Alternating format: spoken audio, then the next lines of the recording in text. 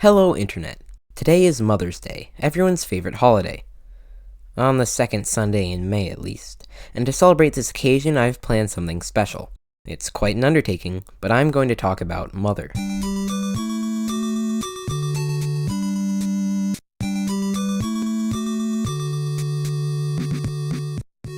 Mother, or EarthBound Beginnings, or EarthBound Zero, or whatever you want to call it, is the 1989 NES game that started the Mother trilogy.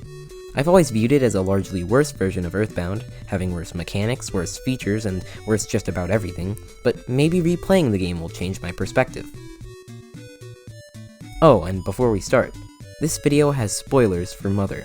Huge spoilery spoilers. You have been warned. With that out of the way, let's get into the game.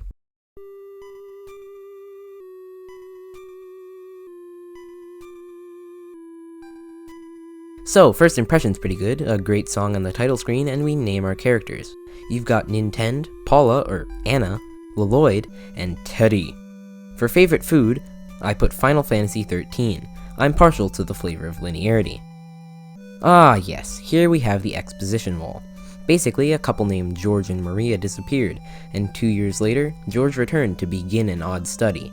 As for Maria, she never returned. 80 years later, bam, it's a house!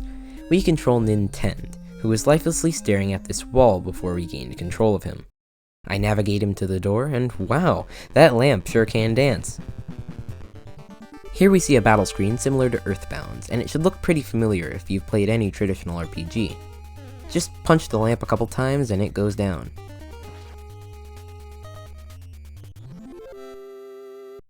I head downstairs, ignoring the fact that my house is falling apart, and talk to my mother, who laments about my absentee father.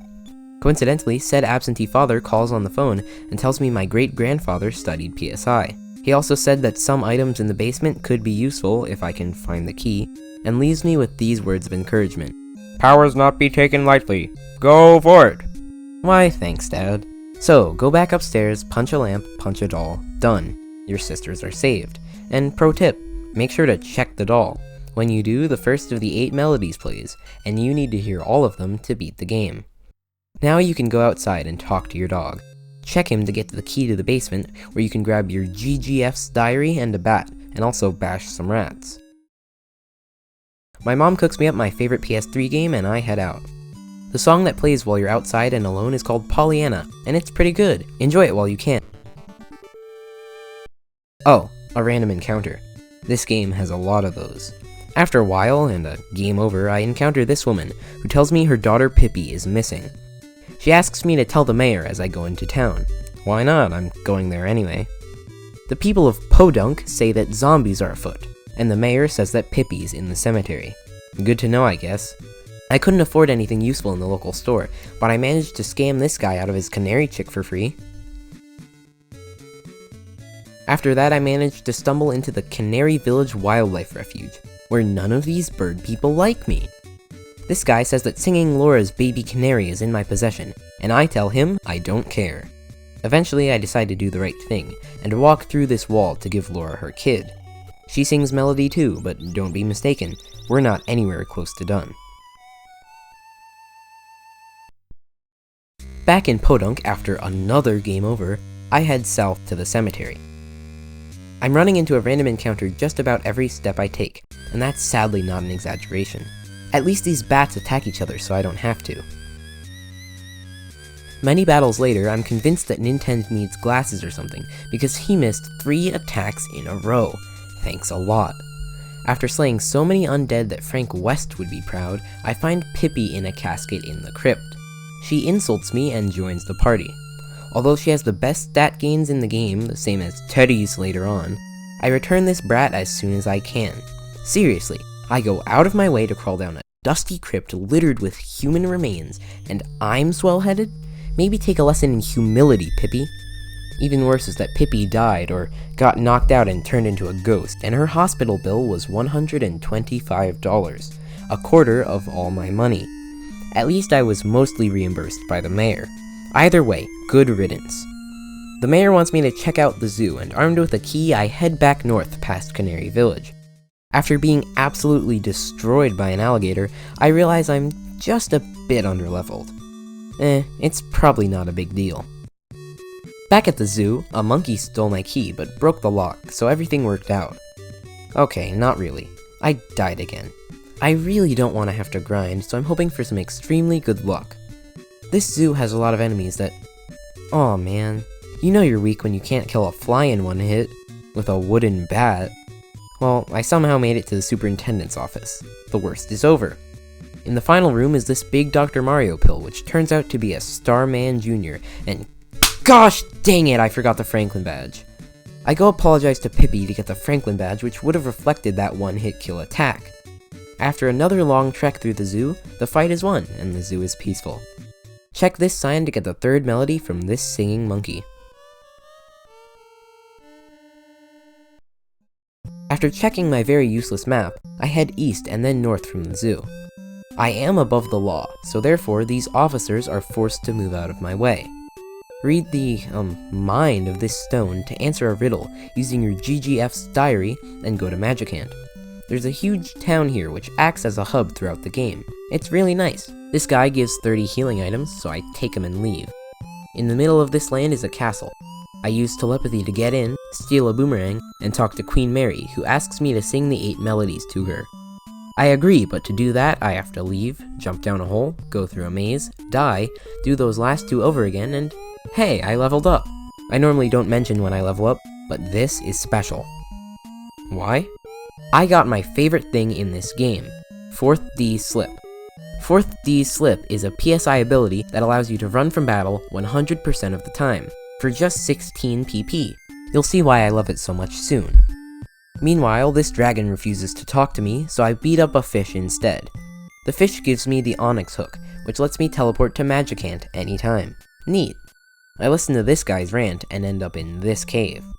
Once outside, I head north, using 4th D Slip to run from enemies, and a PSI stone to restore PP. 4th D Slip greatly lowers the amount of time spent in random encounters, so I'm able to get to Merrysville, the next town, in record time. I check out the school since there isn't one in Podunk, and spend some time with this nurse.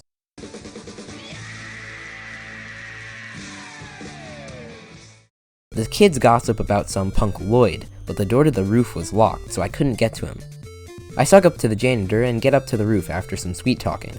Here is Llloyd, a talking garbage can. Never mind, he's just a kid who stole some bombs, though he might as well be a garbage can. He asks for a bottle rocket from a factory. That's fine with me, but if he's so smart, why can't he make one himself? Jerk. I trek to the factory, and it's literally just a maze. However, by using bread to drop crumbs, I can skip the return trip by instantly following the crumbs. I grab a bottle rocket from this infinitely regenerating trash can, and then use bread teleportation to leave. I give Llloyd his murder weapon, and he suggests we go to Duncan's factory, right before telling me his life story and blowing up a room. Welcome to the team. Remember when I basically said Llloyd is garbage? Well, here's why. He joins the party at level 1.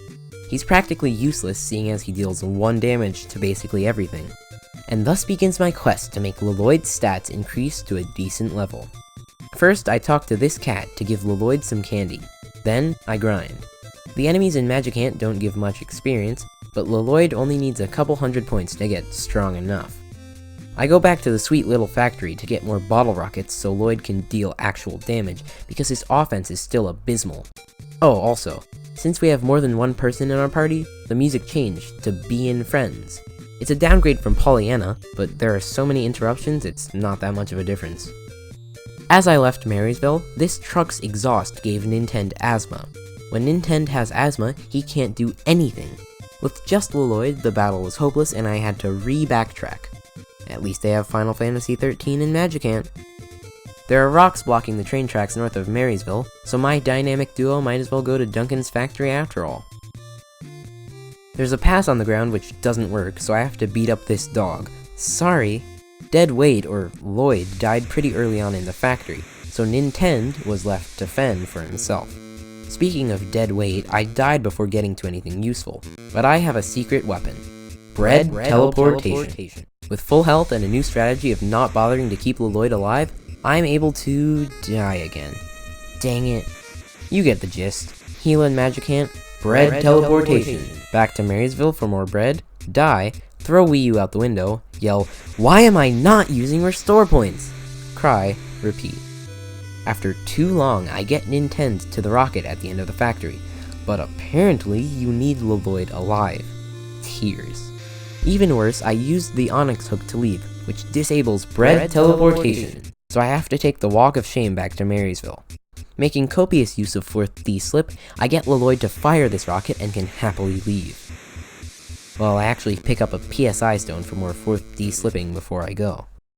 Back on track, I can get past the rocks and get to Union Station, although with the way it smells in here, it should be called Onion Station. First, I take the train to Reindeer, where I steal a hat from an old lady, and then head to Snowman, our next locale. After a short walk to town, I stay 6 feet away from all the sick residents and break into a house to use this phone. My dad asks me for the name of the player of the game, and I put in something special. No, don't look, it's a secret! In Snowman, the song Snowman plays, and I love it. It's in every Mother game, but never for that long, so I really enjoy my time in this peaceful town.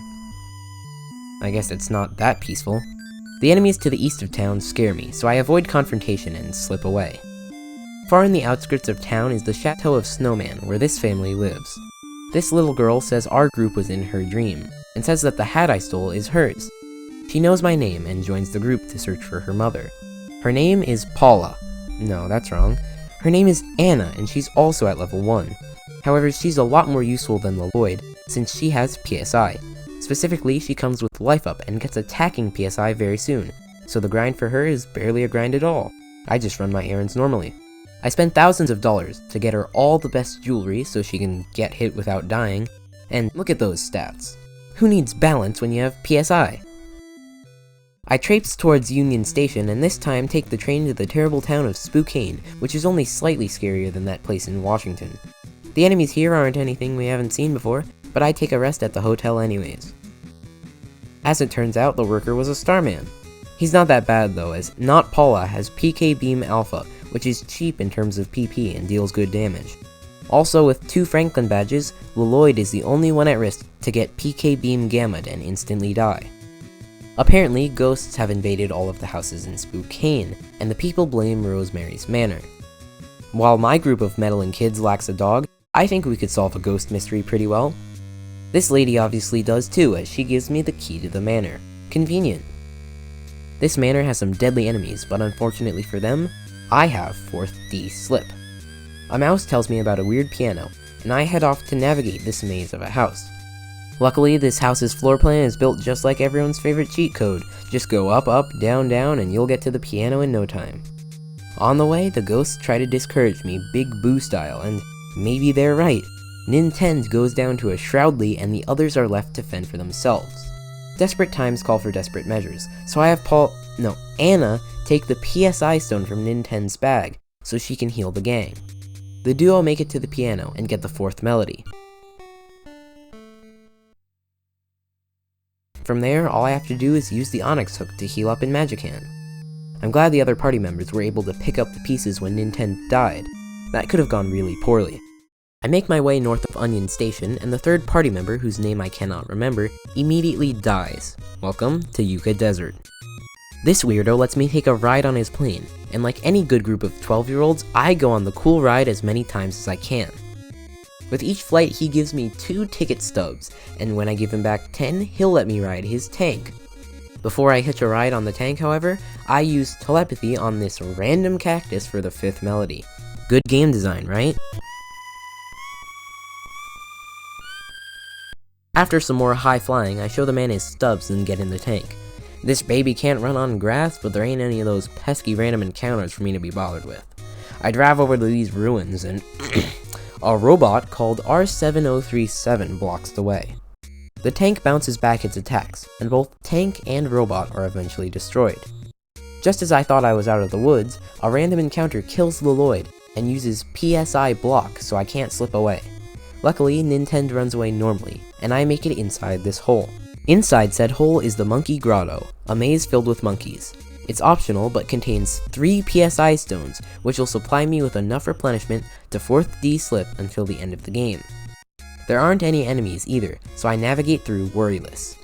At the end of the maze, I find another cave that lets me enter Magicant, where I can heal my incapacitated teammates and leave. Though when I leave Magicant, I am not in the usual location south of Merrysville. I find myself in a new cave south of the desert. Random encounters are still deadly since I'm still underleveled, so Llloyd dies as I go east through the woods. After zigzagging around for a while, I find a town exclusively populated by children, Youngtown. They're trying to sing Thompson Twins songs, but don't know all the words! After some investigative journaling, I find out that aliens took their parents. In this one house, an awesome magic baby teaches me teleportation, the kind you can do without bread, that is. So I head back to Magicant to heal Llloyd. After a while. You see, you need to run a long distance to teleport, which is very annoying with the clunky controls of this game. Satisfied after gaining teleport, I set off into the swamp. This swamp is almost as maze-like as Duncan's factory, and the enemies are the hardest we've seen yet. You may be wondering how I'm going to get through at such a low level, but I have a plan. I'm not going to try to make it all the way through the swamp in one go, that would be incredibly difficult. Instead, I'm trying to make it to this house about halfway through. Here, I reconfirm my name with Llloyd's father, and Pippi atones for her sins by letting me heal. Now, I can come back here anytime with bread teleportation. Bread teleportation provides me with the insurance I need to confidently attempt to get across this swamp. With the girl character healing and Nintendo slipping, enemies barely get a chance to attack. Eventually, I find a sign leading me west to the big city LA, and mark my location with some bread.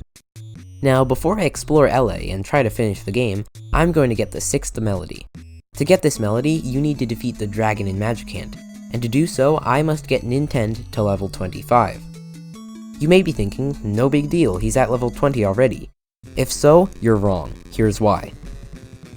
Nintendo's at about 7,200 experience. Let's be generous and round up to 7,500. To get to level 25, he needs to get to 13,583 experience points. That's almost twice as much. And how much experience does a normal enemy give? About 75. That's 80 battles, if I'm lucky, which all take about a minute, again, if I'm lucky. So my estimate is about an hour and a half of just grinding. You see my point, right? Anyway, the only enemies I can actually beat at this level are back in Youngtown, so let's get grinding.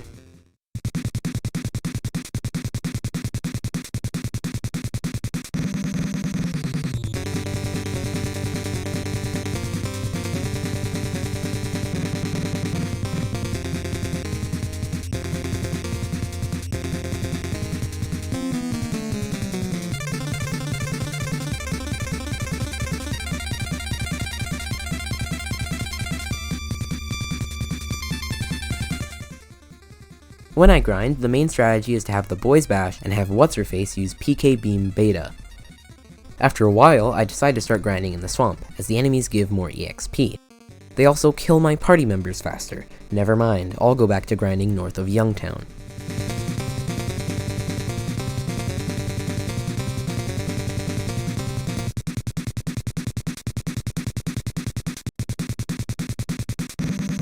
"48 minutes in, Nintendo hits 10,000 experience.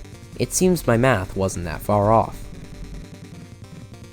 An hour in, my dad tells me to stop. I refuse. At level 18, PSI user number 2 learns super healing, allowing her to revive party members, saving a lot of time. An hour and 20 minutes in, I realize that since EXP divides, keeping Llloyd dead allows our 2 more important party members to level up faster. This may seem mean, but since Llloyd doesn't have PSI or good stats, he's not very useful in the late game. I also start grinding south of LA now that I'm strong enough. An hour, 34 minutes, and 45 seconds in, Nintendo hits level 25. However, it's not over just yet. You see, I've been keeping a bit of a secret from you all. The dragon is really hard. That's why you need to be level 25 to fight him. It's practically the bare minimum. However, in just 1,000 experience points, the best party member learns PSI Freeze Gamma, which reduces an enemy's HP to critical situation, I believe about 3 or 4. This allows you to cheese basically any enemy in the game, so I think it's definitely worth the extra 10 minutes. An hour and 45 minutes in, I use the Onyx Hook for the last time. I heal up and fight the dragon.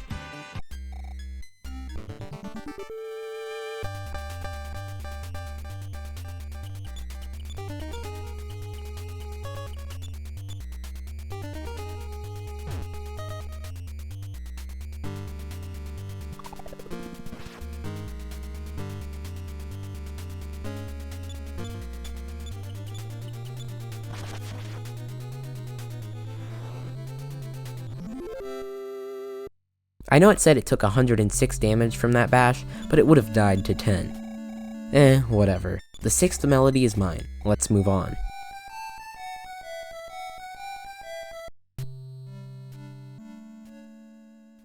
Back in LA, I hear about local gang violence and head to the live house to relax. The tank and plane guy from earlier wants me to reimburse him, since I kinda blew up his tank. Luckily, it only costs as much as 6.6 repeating pieces of bread. It turns out to see the show I need a ticket, which is much pricier at 11.6 repeating pieces of bread.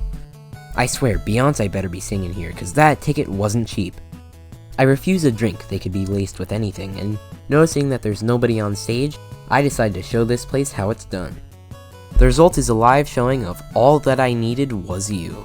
I love this song, even more than Snowman, and I don't think the album version does it justice. However, Kiichi Suzuki, the composer for Mother, has it on his album The Lost Suzuki Tapes Volume 2, and I think it's amazing. I also don't want to rant for too long, but even this rando agrees this song is great. He also accuses us of beating up his friends, which legitimately didn't happen, and we get into a fight with the BB Gang's boss. After 3 turns, he calls it a draw. He wants to go to the mountain, as he seeks vengeance for his parents. He kicks Llloyd out of the party, a major upgrade, and joins the group. His name? Teddy. I mentioned him earlier when talking about Pippi's absurdly good stats. He too has that amount of physical strength. I give him the sword I've been storing since the first trip to Magicant, and buy him a ring for good luck. Fully prepped, I head to Mounty Toy. Already, Teddy is moving first in fights and dealing more damage than Nintendo. With all the enemies he's one-shotting, saying he's strong is an understatement. He's so useful, I don't even feel bad for Llloyd. Eventually I find this healer, who provides full healing and infinite life up creams, which restore HP to full. It certainly beats paying for him. I continue along the trail and find a cave entrance, leading to another gosh darn maze. What the heck, Ape Inc? However, the plus side is threefold. 1, the music is incredibly groovy. 2, the weapons you can find here are the best in the game. 3, there are only 2 different types of enemies we have to worry about. The blue starmen can be taken out quite easily by brute force, and the cerebrums use deadly PSI. That sounds bad until you realize that Kumatora has PSI block. This renders cerebrums completely useless. If you're patient enough, you can have her use PSI magnet to restore her PP to full. These cerebrums make going ham with PK beams completely safe, and make every area they appear in much easier. If you can land that PSI block, the battle is won. Thanks, Cerebrum. I pick up a katana for Teddy, and a better bat for Nintendo, even though they're a bit out of the way, because I think that extra damage is worth it for a couple of extra battles. There's a PSI stone that's honestly hard to miss right at the exit, so I grab it and head outside. Oh boy, this part's a doozy. Let's just say that PSI stone is going to be really useful. I drop some bread for good luck and begin the trek. This place has some crazy strong enemies to force D slip away from. Grizzly bears, megaborgs, and super energies are quite annoying, but I slip away before any real damage happens. Never mind, the girl died. My personal favorite enemy here is the incredibly defensive Titanian, whose description reads, "If you can beat it, that is great. Savage." Luckily, this house provides full healing, so I take a pit stop. I head in this door, and Teddy goes to make a call. Suddenly in control of only Nintendo, I talk to Anna.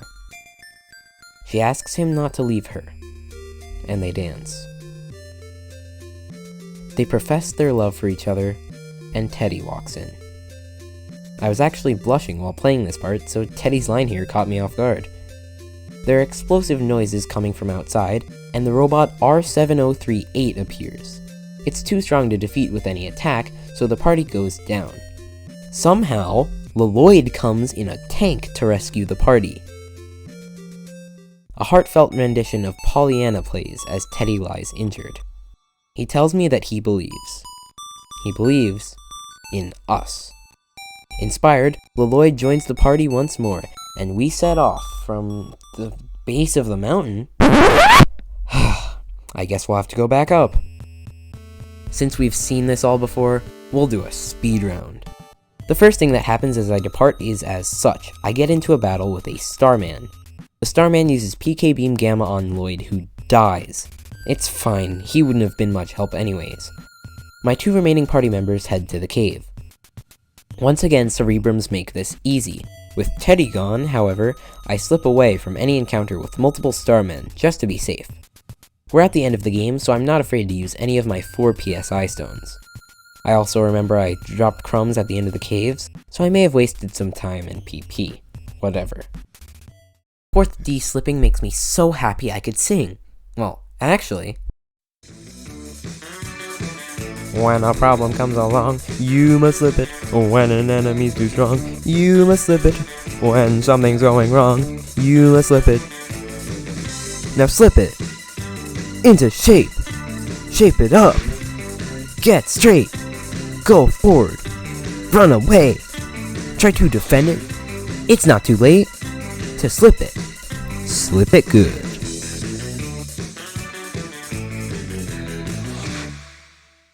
Or you can just die and spawn back by the phone at the healer's house. I head north to the lake, where only one type of enemy appears, the Mook. The PSI block to immobilize them trick works on them as well as Cerebrums, but they spawn in groups and this area is really short, so as always I find it easiest to slip it. I find this boat which Llloyd can start, and a whirlpool sucks us into this factory at the bottom of the lake. An elevator takes me down to this long hallway. There are no enemies here, so I just dash to the end. I find this robot, which wakes up. It claims its name is Eve, and it was created by George, Nintendo's great-grandfather in case you forgot. Apparently, George made Eve to protect Nintendo. Suddenly, the glass in the factory breaks, washing us back up on Mounty Toy. Luckily, we're still at the lake, and Eve absolutely destroys enemies. Here at the peak, the really strong enemies come back, but Eve makes this a relative ease. I still slip it every once in a while, especially if there are multiple enemies, but if there's only one foe, Eve can actually win the battle for us. I grab the C pendant on this cliff and give it to Anna. She needs all the defense she can get.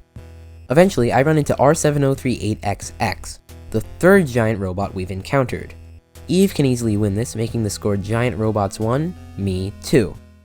Eve ends up destroyed, and checking her remains makes her play the 7th melody. Only one more to go. I fill Nintendo up on PP and proceed to run as fast as I can up this mountain. Even if Nintendo doesn't move first, he's usually able to take a hit and, say it with me, slip it. Anna can revive him if I need, so I press on. Eventually, I make it to the peak and find a gravestone. Checking it reveals a crystal from which George speaks to me. He says that Maria's love was scattered, in the form of melodies, and sings to me the final one. With all 8 melodies, I head to Magicant for the last time.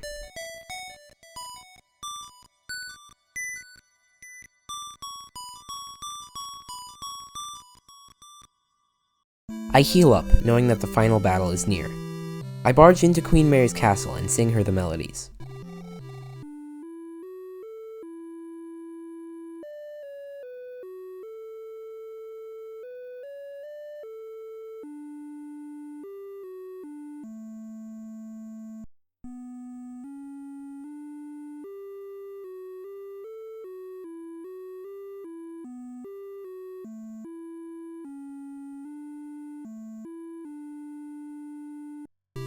She remembers. She remembers the melodies. She remembers her past. She remembers the alien Geeg and her love for him. She remembers how Geeg hated those 8 melodies. She remembers her husband George. Queen Mary, or should I say Maria, disappears. Magicant does as well. It was a land created by her mind. I find myself back at George's gravestone and progress into the final cave. It contains a room with all of the missing people from all across America.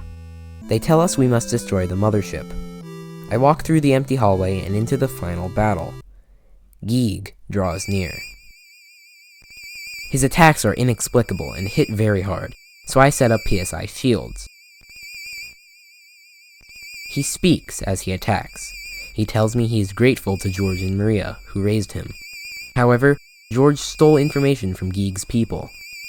Geeg plans to destroy me for interfering with his plans. Eventually, Geeg asks Ninten to join him. Ninten declines. For the actual fight, attacking Geeg is futile. Instead, I must use the new battle command, Sing. Each time I use it, my party members attempt to sing the 8 melodies. They are interrupted by Geeg, but they sing for longer every time. I heal when someone's health gets low with Life Up Pie and Life Up Creams. We keep singing. Geeg demands we stop every time, but we continue. It's clearly making him very upset. We finally get the whole song out, defeating Geeg. The ending shows what has happened since the aliens have been defeated. Anna reunites with her mother. Teddy has recovered and frequently sings at the live house. Youngtown's children reunite with their families. Anna tells Ninten she'll never forget him. Llloyd is popular now back at his school.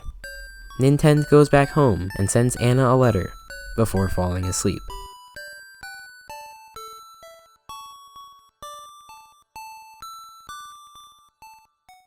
We see everyone we've met throughout the game walk by as Ninten takes his well-deserved rest.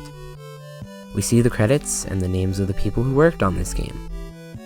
Finally, we see Ninten's father, calling Ninten to tell him something is up, a cliffhanger that was never touched upon ever again. Truly a fitting way to end the game.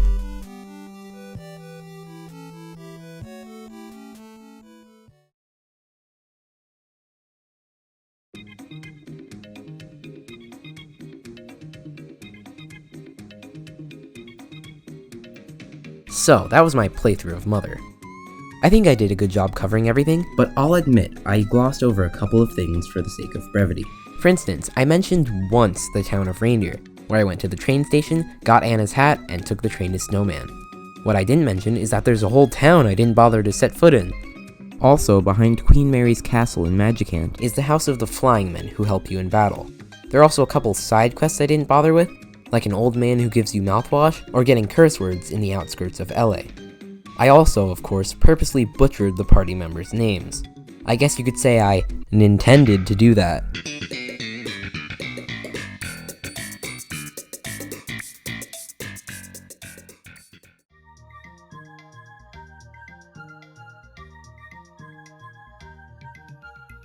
Overall, Mother was a lot better this time around than the first time I played the game. The first time, I played on Nintendo Switch Online, frequently using the rewind feature, and I really didn't like the game. Now that I've replayed the game on Wii U without even using restore points, I can confidently say, it's alright. It's an NES RPG, of course it's flawed. You'd be hard-pressed to find an RPG that isn't flawed, because there are none. As a wise man once said, even EarthBound has the monkey caves. Before I start dunking on this game, I'll talk about the good stuff. First off, this game has a killer soundtrack. It's not every day a game from the 80s spawns an album. As previously mentioned, my personal favorites are Pollyanna, Snowman, and All That I Needed Was You, in ascending order.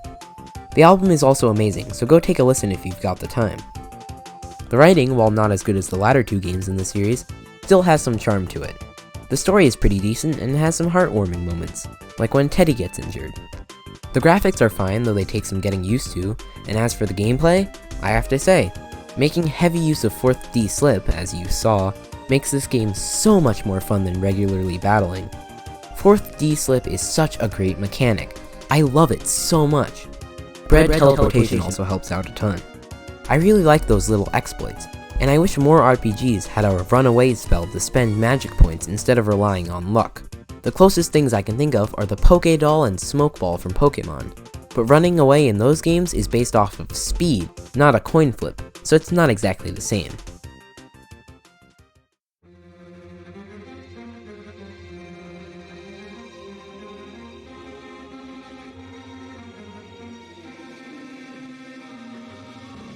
For the bad stuff, I'll go right ahead and say it. This game is tedious. It took me 16 hours my first playthrough, and 11.5 hours this time around. However, this game's design makes it feel much, much longer. Most map layouts are just glorified mazes, and random encounters are everywhere interrupting gameplay. The game's difficulty is really weird too. It's hard until Magicant, and then it's easy until you get Llloyd. and then it's hard unless you grind. For the first couple hours of the game, up until the first trip to Magicant, I was not having fun. I typed this script as I played through the game, and that was honestly the most enjoyable part of this experience. The game is a whole lot easier if you only battle when necessary, like I did, and slip away from most encounters. Llloyd is basically useless even if you use bottle rockets and the like. The game is really cryptic and practically requires a guide, but how can I blame it? Most games that aren't completely linear from the 80s have the same problem. Oh, and also, Anna's attack PSI is mostly useless because PK Beam deals the most damage and is therefore the only one you should use, except for maybe PK Freeze Gamma against the dragon.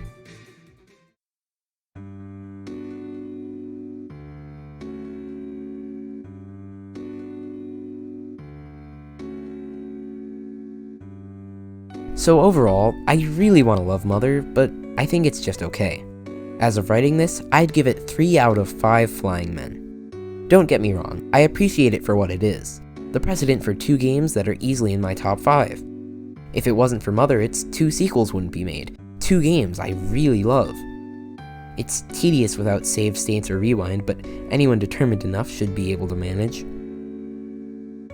There's some features I really like, and some I really don't. If this video inspired you to check out Mother, I'd recommend you play EarthBound and Mother 3 instead, because those games are better, more beginner-friendly, and overall more fun. Not to say Mother isn't fun, I certainly had fun making this video. Let's just say you won't catch me playing it anytime soon.